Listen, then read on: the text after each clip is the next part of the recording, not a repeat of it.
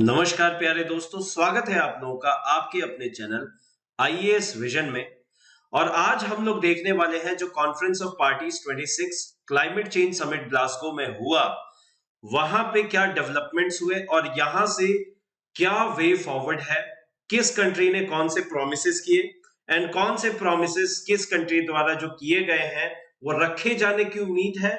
और climate change अगर इस पे वर्क ना लिया गया, एक्शन ना लिया गया, तो by the end of this century, by the end of 2100 हम लोग कितने भीषण एडवर्स इफेक्ट्स देखने वाले हैं, ये हमारे इस सेशन की चर्चा का विषय रहने वाला है। तो इससे पहले कि हम शुरू करें, मैं आपसे यही रिक्वेस्ट करना चाहूंगा कि कृपया वीडियो को एंड तक देखें। और यहां पे मैं इस वीडियो में यहां पे ये बताऊंगा कि किस तरीके से कॉन्फ्रेंस ऑफ पार्टीज एक गेम चेंजर सोचा गया था और एंड में हुआ क्या, इसके पीछे की हिस्ट्री क्या थी और इससे फ्यूचर क्या रहने वाला है। और इसका एक आप ये कह लीजिए कि यहीं से एक स्पिन ऑफ वीडियो भी मैं लेके आऊंगा कुछ दिनों में, जिसमें मैं ये डिस्कस करने वाला हूं कि किस तरीके से एक पर्टिकुलर इंडिविजुअल अपनी आदतों को चेंज करके, छोटी मोटी हैबिट्स को चेंज करके कार्बन फुटप्रिंट कैसे कम कर सकता है और किस तरीके से एक इंडिविजुअल बहुत सारे इंडिविजुअल्स को इंस्पायर करके धीरे धीरे धीरे धीरे धीरे धीरे यहां पे क्लाइमेट चेंज को रिवर्स करने की स्थिति में की तरफ कदम बढ़ाया जा सकता है।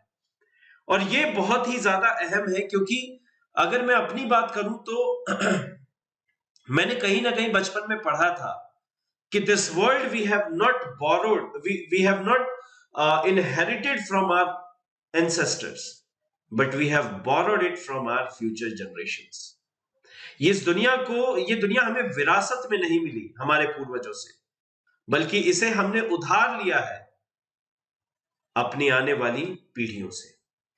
तो इसीलिए हम सब की एक कलेक्टिव जिम्मेदारी हो जाती है कि आज हम जिस रास्ते खड़े हैं और यहां से हमारा डिसीजन क्या होगा, वो डिसाइड करेगा कि आने वाला फ्यूचर कैसा रहने वाला है। तो चलिए शुरू करते हैं। देखिए यहां पे सबसे पहले इस क्लाइमेट समिट में हुआ क्या, तो ये कॉन्फ्रेंस में था क्या क्या। ये यूएनएफसीसी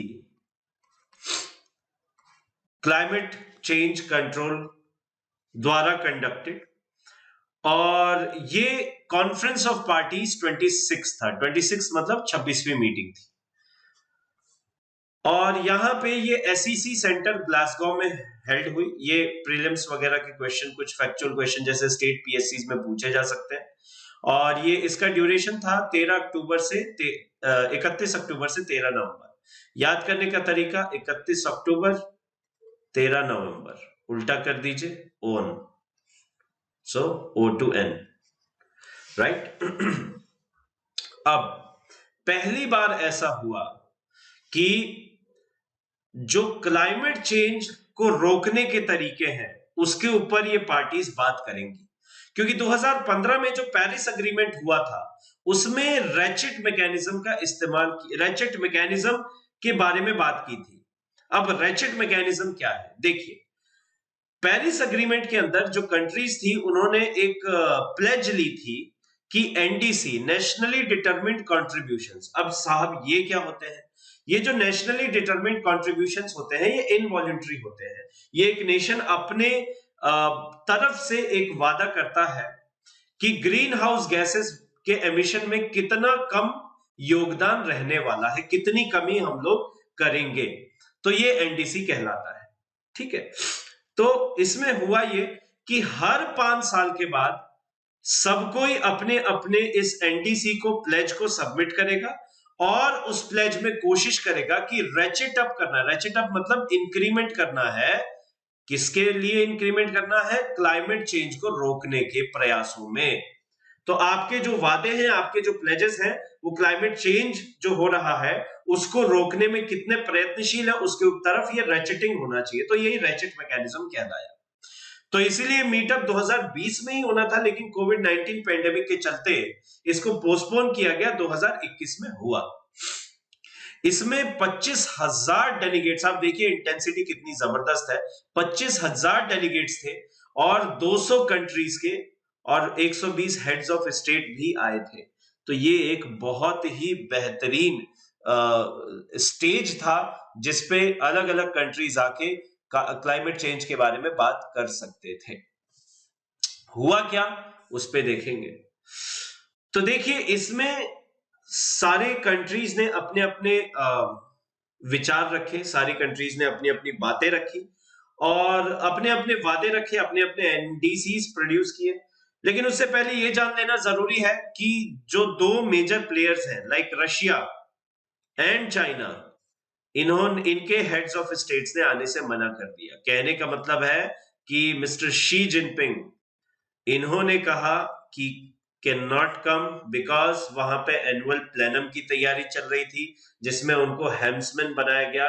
और ये चाइना का एटीट्यूड दिखाता है, ये कहीं ना कहीं चाइना का एटीट्यूड दिखाता है कि क्लाइमेट चेंज उनके बैक डोर में है, उनके कॉज ऑफ कंसर्न्स में प्रायोरिटी लिस्ट में सबसे लास्ट पे है। और जबकि China is one of the major contributors of CO2 right now. अभी कार्बन डाइऑक्साइड एमिशंस के मामले में China one of the leading emitters है, ये ध्यान रखने वाली बात है। वहीं दूसरा नेशन रशिया, तो रशिया में व्लादिमीर पुतिन, इन्होंने भी अटेंड करने से मना कर दिया, जिसकी जो बाइडेन ने खूब जमकर आलोचना की थी। और व्लादिमीर पुतिन ने यह कहा कि कोरोना वायरस पेंडेमिक यानी कि कोविड-19 जो चाइनीज वायरस है, वुहान वायरस, तो उस पेंडेमिक के चलते सिक्योरिटी कंसर्न्स हैं, हेल्थ इश्यूज हो सकते हैं, तो that is why Vladimir Putin ने जाने से मना कर दिया। तो ये दिखाता है naivety towards the biggest threat जिसको वर्ल्ड लीडर्स, इतनी बड़ी कंट्रीज के, इतने मेजर कंट्रीब्यूटर्स के वर्ल्ड लीडर्स, इनके लीडर्स, इनके कंट्री हेड्स क्या सोचते हैं क्लाइमेट चेंज के बारे में, है ना। और इसी को लेके काफी सारे प्रोटेस्ट भी हुए थे, काफी लोगों ने इसका क्रिटिसाइज भी किया था कि जो सबसे बड़े एमिटर्स हैं अगर वही नहीं आ रहे तो फिर इस क्लाइमेट चेंज कॉन्फ्रेंस का कोई सेंस ही नहीं रहता, है ना। इसका कोई मतलब ही नहीं रहता, इसका कोई सेंस ही नहीं बनता है। जबरदस्ती ये हो रहा है, फालतू में ये चीज करवाई जा रही है। हालांकि चाइना में जो शी जिनपिंग है वो नहीं आ पाए, लेकिन चाइनीज डेलीगेशन था और वो शी जेंजुआ, ये वहां के मिनिस्टर हैं चाइनीज कम्युनिस्ट पार्टी के, इन्होंने इसको अटेंड किया और इन्होंने भी कुछ वादे दिए। हालांकि वो इतने ज्यादा आप कह सकते हैं कि बहुत ज्यादा खास नहीं रहे, है ना। इतने ज्यादा कुछ जो एक्सपेक्टेड था, जो इनसे मानना, वो खास नहीं था। और इनके अलावा अगर देखा जाए तो ईरानियन प्रेसिडेंट को अटेंड नहीं हुए वो इब्राहिम राइसी, वो इसलिए अटेंड नहीं किए क्योंकि एक प्रोटेस्ट किया गया था कि ये ह्यूमैनिटेरियन क्राइसिस ईरान में जो है उसको लेके, because he has to be tried for crimes against humanity, ऐसा कहना है प्रोटेस्टर्स का। और उसके अलावा सऊदी के क्राउन प्रिंस मोहम्मद बिन सलमान ने भी इसको अटेंड नहीं किया। ब्राजीलियन प्रेसिडेंट जो है जैर बोल्सोनारो, इन्होंने भी इसको अटेंड नहीं किया। हालांकि इनको काफी क्रिटिसिज्म भी मिला है। जो जायर बोल्सोनारो है, प्रेसिडेंट है जो ब्राजील के, क्योंकि बहुत ही ज्यादा डिफॉरेस्टेशन चल रहा है इन द अमेज़न फॉरेस्ट। तो ये लोग थे जिन्होंने अटेंड नहीं किया, और ये सबसे बड़े प्लेयर्स, बिकॉज ये सबसे ज्यादा एमिटर्स में से भी आते हैं।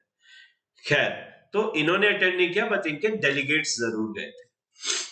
सो द फाइनल एग्रीमेंट क्या रहा, इसमें पहली बार देखिए किसी भी क्लाइमेट चेंज कॉन्फ्रेंस में कोल, उसके अलावा का मेंशन हुआ है। उसके अलावा कोल, ऑयल, नेचुरल गैस और यहां तक कि फॉसिल फ्यूल्स तक का मेंशन नहीं होता था इससे पहले के सीओपीज में। तो यानी कि ये एक बड़ी अचीवमेंट है कि एटलीस्ट कोल को मेंशन किया गया, जो कि एक बहुत बड़ा ड्राइविंग फैक्टर है ना। तो इससे ये जो मतलब कोल के यूटिलाइजेशन को लेके कर्व करने का, उसको रोकने का विचार चल रहा है, ये एक बहुत ज्यादा यहां से एडवांस हो सकता है, यहां से एडवांसमेंट अच्छे हो सकते हैं, ये यहां से एक आउटकम निकल के आता है। उसके अलावा लास्ट मोमेंट पे देखिए, ये मैं कहूंगा कि एक डिसअपॉइंटिंग फैक्टर रहा जो यहाँ पे वर्ड्स का इस्तेमाल किया गया। ये जो लास्ट मोमेंट पे इसमें कंट्रीब्यूटर इंडिया भी था और चाइना डेलीगेट्स भी थे। तो इंडियन एंड चाइनीज डेलीगेट्स ने लास्ट मोमेंट पे, लास्ट मिनट पे हम कह सकते हैं कि जो लैंग्वेज है, वर्डिंग है एग्रीमेंट की, वो चेंज कर दी और वर्डिंग चेंज करके फेज डाउन को यूज किया गया, ना कि फेज आउट को यूज किया गया। फेज डाउन का मतलब तो डाउन तो 10% भी है, लेकिन अगर फेज आउट का यूज किया गया रहता तो वो ज्यादा बेटर होता। और इसी को लेके बहुत सारे एनवायरमेंटलिस्ट अपने कॉज ऑफ कंसर्न क्रिएट कर रहे हैं और वो उनका कहना सही भी है कि फेज डाउन नहीं, फेज आउट होना चाहिए, because coal and gas and all the fossil fuels in general are the major culprits. Greta Thunberg ने तो यहां तक ट्वीट कर दिया था ब्ला ब्ला ब्ला ब्ला, यानी कि ये जस्ट एक कोरी बातें हैं, कागजी बातें हैं और इनका कोई सेंस नहीं है, they are just promises on paper.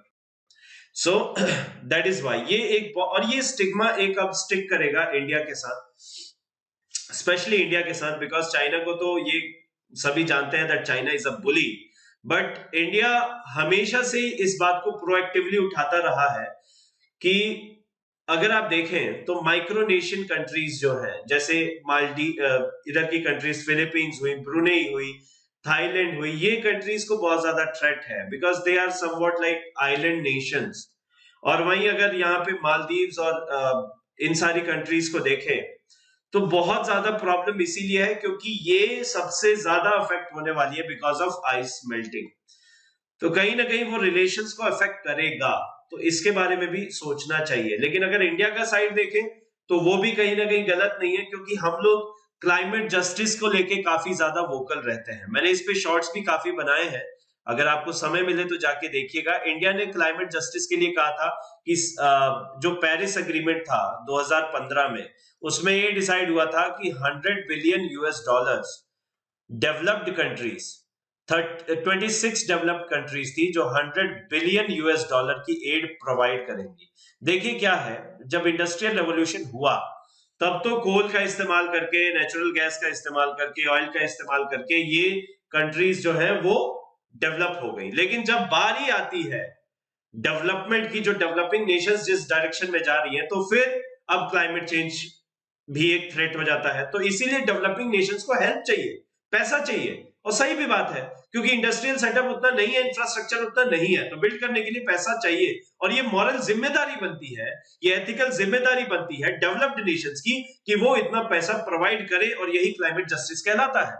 लेकिन वो डिलीवर नहीं हुआ, and that is why India ने कहा था कि अब 100 बिलियन डॉलर से नहीं होगा, 1 ट्रिलियन डॉलर इस फंडिंग को करनी पड़ेगी। बिकॉज अगर क्लाइमेट फंड 1 ट्रिलियन डॉलर नहीं होता है तो फिर जितने भी डेवलपिंग कंट्रीज हैं, इंक्लूडिंग चाइना तो खुद को डेवलपिंग कहता है जबरदस्ती on the basis of per capita income, but वो उतना है नहीं। अगर वो डेवलपिंग की कैटेगरी से बाहर भी जाए तो उसको बहुत ज्यादा थ्रेट है, उसको बहुत ज्यादा प्रॉब्लम है डेवलप्ड में अगर वो जाता है, तो इसीलिए वो जानबूझ के डेवलपिंग में रहना चाहता है। But India is a developing country, Brazil is a developing country, Russia is a developing country, and these countries need help, these countries need fund ताकि क्लाइमेट जस्टिस इंपार्ट किया जा सके। इसीलिए फेज डाउन किया गया फेज आउट की जगह। दोनों अपनी जगह सही है, लेकिन इंडिया के साथ ये स्टिग्मा कहीं ना कहीं रह जाएगा कि लास्ट मोमेंट पे ये वर्ड्स चेंज हुए। बहुत इंपॉर्टेंट है ये। नेक्स्ट, इनमें 140 से ज्यादा कंट्रीज ने ये प्लेज किया कि नेट जीरो एमिशंस हम लोग रीच करेंगे। सबके अपने अलग अलग गोल्स थे, जैसे इंडिया ने 2070 का दिया, डेवलप्ड नेशंस को 2050 का है ही। उसके अलावा चाइना ने 2060 का वॉलंटरीली लिया, हालांकि मुझे नहीं लगता फ्रैंकली स्पीकिंग कि जो करंट पॉलिसीज है उसको लेके वो लोग ऐसा अचीव भी कर पाएंगे या उनका मूड भी है अचीव करने का। तो हालांकि 90% ऑफ द ग्लोबल जीडीपी इसमें इंक्लूड होती है, जिन 140 कंट्रीज की यहाँ पे बात हो रही है। उसके अलावा 100 से ज्यादा कंट्रीज, ब्राजील सबसे ज्यादा इंपॉर्टेंट ये है कि ब्राजील जो है 100 से ज्यादा कंट्रीज ने ये कहा कि हम लोग डिफॉरेस्टेशन तो प्रिवेंट करेंगे ही, उसे रिवर्स भी करेंगे, यानी कि अब पेड़ लगाना भी चालू करेंगे 2030 तक, है ना। तो ब्राजील में बहुत ज्यादा प्रॉब्लम आ रही है क्योंकि वहां पे मेजर जो एरिया है वो Amazon rain forest 60% Amazon rain forest वहीं पे लाई करता है, एंड डेवलपमेंट के नाम पे they are cutting down the trees every single second. तो इसलिए ब्राजील की तरफ से ये आना बहुत ही बड़ा वेलकम स्टेप रहा। उसके अलावा जो इंडोनेशिया के एनवायरमेंटल मिनिस्टर है सीती नुरबया बकर, तो सीती नुरबया बकर इन्होंने ये कहा कि अगर आप इंडोनेशिया को जीरो डिफॉरेस्टेशन की तरफ लेके जाना चाह रहे हैं 2030 तक, तो ये बहुत ही ज्यादा अनफेयर है, बहुत ही ज्यादा इनजस्ट है, और ये नहीं होना चाहिए। This is injustice to Indonesian economy.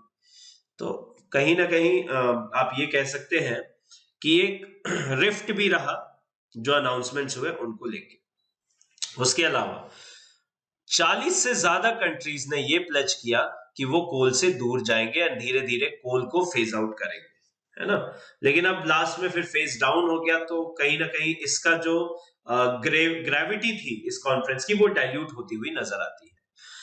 उससे के अलावा एक बड़ी डेवलपमेंट ये भी रही कि 24 जो डेवलप्ड कंट्रीज हैं, मैं 26 कहा था, उनके अलावा उनमें से जो 24 डेवलप्ड थी उनमें मेजर कार मैन्युफैक्चरर्स जैसे GM general Motors, Ford Motors, Volvo, BYD auto, Jaguar land rover and Mercedes Benz, इन्होंने कहा कि हम लोग न्यू कार एंड वैन्स को सेल करेंगे जो जीरो एमिशन की तरफ लेके जाएंगे मार्केट को, और 2040 तक और 2035 तक, तो मतलब जो लीडिंग मार्केट्स है, जो सबसे बड़े इनके मार्केट्स हैं उनको। लेकिन एक हताशा की बात ये भी रही, एक ये भी रही कि जो मेजॉरिटी चंक है ना, जो मेजॉरिटी चंक है जैसे कि फॉक्सवैगन है ना, फॉक्सवैगन है, टोयोटा है, पिज्यूट है, होंडा है, निसान है एंड ह्यूंडई है, इन लोगों ने ऐसा कोई एग्रीमेंट नहीं किया। जबकि अगर आप देखेंगे तो ये वो कंपनीज हैं जो कि मेजॉरिटी ऑफ द मार्केट को केटर करती हैं। मिडिल क्लास का सबसे पहला सपना जो होता है अब इंडिया में ह्यूंडई टोयोटा की कार लेने का हो रहा है। मारुति तो है ही, ह्यूंडई एंड टोयोटा भी इसमें इंक्लूड हो रही है। तो ये एक बहुत बहुत बहुत बड़ा ड्रॉबैक रहा, क्योंकि ये तो कंपनीज कहीं ना कहीं आप कह सकते हैं कि ये लग्जरी कार्स का मेकिंग कंपनीज है, बट ये तो जनरल कार मेकिंग कंपनीज है। नेक्स्ट, जो ग्लोबल, अब देखिए ये बहुत ही डराने वाला एक सिनेरियो है।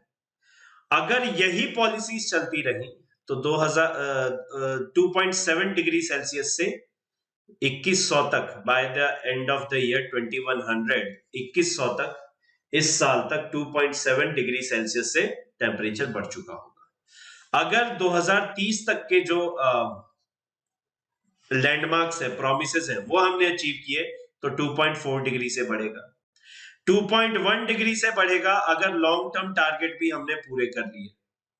ठीक है, लॉन्ग टर्म टारगेट जैसे कि 2050 तक ऐसा करना, 2070 तक ऐसा करना, और अगर सारे के सारे टारगेट जो अनाउंस किए गए वो फुल्ली अचीव हो गए तो 1.8 डिग्री सेल्सियस से बढ़ेगा। जबकि टारगेट क्या था सीओपी का कि 1.5 डिग्री सेल्सियस तक ही हम लोग नेट ग्लोबल टेम्परेचर इंक्रीज को रखें bye the end of year 2100। तो कहीं ना कहीं ये यहां पे भी फेल होता हुआ दिखाई दे रहा है। अब जरा ये बात पे हम लोग चर्चा कर ले कि इंडिया की इसमें पंचामृत स्कीम को बताया गया, पंचामृत स्कीम को लॉन्च किया गया। अब ये पंचामृत स्कीम क्या है? देखिए, पंचामृत मतलब 5 ऐसे स्कीम्स जो कि हमारी इकोनॉमी को फायदा देते हुए हमारे ग्लोबल कार्बन फुटप्रिंट को कम करेगा। बट इससे पहले कि हम शुरू करें, मैं आपको जरा ये बता दूं कि क्यों क्लाइमेट जस्टिस की डिमांड इंडिया करता रहा है over the time again and again. क्योंकि इंडिया ने 1870 जो हम इंडस्ट्रियल रेवोल्यूशन का ऑनसेट है वहां से लेके 2019 तक की अगर बात करें तो इंडिया ने ग्लोबल कार्बन एमिशन में सिर्फ 4% का कंट्रीब्यूशन दिया है, सिर्फ 4% का, और जबकि हमारी पॉपुलेशन 16% है। तो आप ये देखिए कि हमारा कंट्रीब्यूशन कम है, इसीलिए हम लोग बार बार क्लाइमेट जस्टिस की बात करते हैं। खैर देखिए, पहला जो था वो ये है, इंक्रीजिंग नॉन फॉसिल एनर्जी, यानी कि रिन्यूएबल एनर्जी की तरफ हम लोग इंक्रीज करेंगे। तो नॉन फॉसिल एनर्जी का मतलब ये हुआ कि इसमें अब आपका नेचुरल गैस, कोल, ऑयल, इन सब को धीरे धीरे हम लोग खत्म करेंगे। और जो नॉन फॉसिल एनर्जी है, नॉन फॉसिल एनर्जी है जैसे कि फॉर एग्जांपल आपका शेल सॉरी जैसे फॉर एग्जांपल आपका बायोगैस का मैन्युफैक्चरिंग हुआ, ये हुआ, इन सब की तरफ चलेंगे। टाइडल एनर्जी को हार्नेस करेंगे, विंड एनर्जी को, सोलर एनर्जी को, इनको हार्नेस करना, ज्यादा से ज्यादा बढ़ाना चालू करेंगे। तो ये बहुत ज्यादा इंपॉर्टेंट है, पहली चीज। दूसरी चीज, रिन्यूएबल एनर्जी सोर्स के शेयर को हम लोगों को बूस्ट करना है। देखिए, रिन्यूएबल एनर्जी सोर्स जो है, इसका शेयर बूस्ट करना क्यों जरूरी है? क्योंकि जितना ज्यादा इसका शेयर होगा उतना ज्यादा हमारे लिए फायदा होगा। जैसे मैं थोड़ा सा आपको डेटा देता हूं कि जो नॉन फॉसिल फ्यूल की कैपेसिटी है हमारी, उसको 500 गीगावाट तक बढ़ाने का प्लान है। 500 गीगावाट 2030 तक, bye the end of year 2030 2000 gigawatt. और अगर मैं आपको बताऊं तो अभी 100 गीगावाट हमारा कैपेसिटी है जो non fossil conservation of energy से आता है। ठीक, उसके अलावा रिन्यूएबल एनर्जी सोर्स के शेयर को बूस्ट करना है। इसमें यह कहा गया कि हम लोग अपना 50% जो एनर्जी रिक्वायरमेंट है, वो 50% एनर्जी रिक्वायरमेंट हम लोग कहां से करेंगे? रिन्यूएबल से करने वाले हैं। कब तक? 2030 तक। बहुत ही बेंचमार्क और बहुत ही बेहतरीन गोल है जो हमने सेट किया है इसे, है ना? तो ये बहुत ज्यादा इंपॉर्टेंट है। अब इसमें अगर हम रिन्यूएबल की बात करें तो यहाँ पे न्यूक्लियर एनर्जी की भी बात आ जाती है एंड हाइड्रो पावर की भी बात आ जाती है, क्योंकि यहाँ पे फॉसिल फ्यूल का तो यूज हो ही नहीं रहा। उसके अलावा कार्बन एमिशंस को कम करना है। देखिए, इंडिया ने कहा है कि हम लोग 1 बिलियन, बहुत ज्यादा है ये 1 बिलियन जो टन्स हैं, 1 बिलियन टन ऑफ CO2 ये रिड्यूस कर लेंगे। ठीक है, कब तक? 2030 तक। तो 2030 तक, bye the end of the year 2030, 1 billion tons of CO2 हम लोग डिक्रीज करने वाले हैं इस एमिशंस को। ये एब्सोल्यूट एमिशन है। वही बात आती है कार्बन इंटेंसिटी की। तो साहब, कार्बन इंटेंसिटी क्या है ये समझिए। देखिए, पर मेगाजूल कितना कार्बन डाइऑक्साइड जा रहा है? मान लीजिए 4 ग्राम जा रहा है पर मेगाजूल, तो 4%। तो ये एक तरीके से कार्बन इंटेंसिटी है ना? तो कार्बन इंटेंसिटी का मतलब है, कि आप इसको ऐसे समझिए, कितना केजी कार्बन डाइऑक्साइड गया per unit of energy developed. जो कंट्री एनर्जी कुछ डेवलप कर रही है उसमें से उसके रिस्पेक्ट में कितना परसेंटेज, कितना ज्यादा, कितना kilograms to be exact carbon dioxide. तो ये कार्बन इंटेंसिटी है ना? और ये कार्बन इंटेंसिटी 45% तक रिड्यूस करने की बात की है, बाय 45%। हमारी इकोनॉमी जितनी भी होगी 2030 तक, उसका 45% हम लोग रिड्यूस कर चुके होंगे। जबकि आपको बताऊं कि सबसे बड़ी अच्छी बात क्या है इसमें, ग्रीन फ्लैग क्या है, कि 25% तक तो हम ऑलरेडी कर चुके हैं। 25% तक 2005 से लेके 2016 के बीच में हम ऑलरेडी अचीव कर चुके हैं, है ना? तो और इससे पहले जो पेरिस में एग्रीमेंट था उसमें 40% सेट किया गया था, लेकिन इसको बढ़ा के 45 कर दिया गया, क्योंकि बहुत ही बेहतरीन एक वेलकम स्टेप है। उसके अलावा इंडिया ने यह अनाउंस किया, जो कि देखिए इसको लास्ट में इसीलिए रखा है क्योंकि सबसे मेजर है 2070 तक, बाय 2070 हम लोग नेट जीरो के टारगेट को अचीव करेंगे। अब साहब, ये नेट जीरो क्या है? तो श्रीमान, नेट जीरो की अगर बात की जाए तो ऐसा नहीं है कि कार्बन एमिट नहीं होगा, कार्बन एमिट होगा, लेकिन हम लोग फॉरेस्टेशन भी इतना कर चुके होंगे कि जितना कार्बन एमिट कर रहे हैं उतना कार्बन हम लोग वापस से कंज्यूम करवा दे by the growth of forest and trees and all. ठीक है, तो ये एक बहुत ही अहम मेजर आपके जो पंचामृत स्ट्रेटजी है वो इंडिया ने लॉन्च की। अब आइए जरा देखते हैं कि इसमें अगर हम लोग बात करें तो ये सिग्निफिकेंट क्यों हो जाता है इंडिया के पॉइंट ऑफ व्यू से? साहब, सिग्निफिकेंट इंडिया के पॉइंट ऑफ व्यू से इसीलिए हो जाता है क्योंकि यहां पे मैंने बताया कि ये देखो, इतने सारे डेवलपमेंट्स हुए, लेकिन इंडिया ने नॉन वॉलंटरीली, जो मैंने यहां पे बताया था, ये जो एनडीसी है, नेशनली डिटरमिन्ड, जो ये आपका एनडीसी है, इस एनडीसी को इंडिया ने वॉलंटरीली अनाउंस किया। वॉलंटरीली का मतलब ये हुआ कि यार यहां पे इंडिया ने खुद से बिना किसी के दबाव में ये अनाउंस किया कि हम लोग ऐसा करने वाले हैं। तो ये बहुत एक बड़ा वेलकम स्टेप होता है और जिसकी सभी ने तारीफ की, even IMF, international monetary fund ने भी तारीफ की, and all the countries welcomed this decision with open arms, right. तो ये बहुत ज्यादा इंपॉर्टेंट है, ठीक है। अब देखिए, अगर इंडिया इसको अचीव कर लेता है तो दुनिया की लार्जेस्ट रेलवे करियर है जो कि नेट जीरो बन जाएगी बाय 2030 तक, और जो कि बहुत बहुत बहुत ज्यादा अहम है, क्योंकि ये इंडिया को दर्शाता है कि इंडिया लीड ले रहा है क्लाइमेट चेंज को अपनी पॉलिसीज में इंक्लूड करके। इंडिया की जो मेन पॉलिसीज हैं उनमें क्लाइमेट चेंज एक बहुत ही अहम रोल प्ले करता है, ये इसको सिग्निफिकेंटली दिखाता है, और ये हमारे बाकी कंट्रीज से रिलेशन को भी सुधारेगा। एंड चाइना की जो बुलिंग टेंडेंसी है उस पे भी ये इंपैक्ट करेगा। That is why China is a bit tensed with these announcements as well, और चाइना कहीं ना कहीं रीजन को डिस्टेबलाइज करने की कोशिश भी करेगा। तो उस पे भी मैं एक सेपरेट वीडियो बनाऊंगा। आपको पसंद आता है वीडियो तो प्लीज शेयर करें, एंड जरूर कमेंट सेक्शन में बताएं कि क्या आप उस पे भी एक वीडियो देखना चाहेंगे, मेरी जो एनालिसिस है उसको लेके।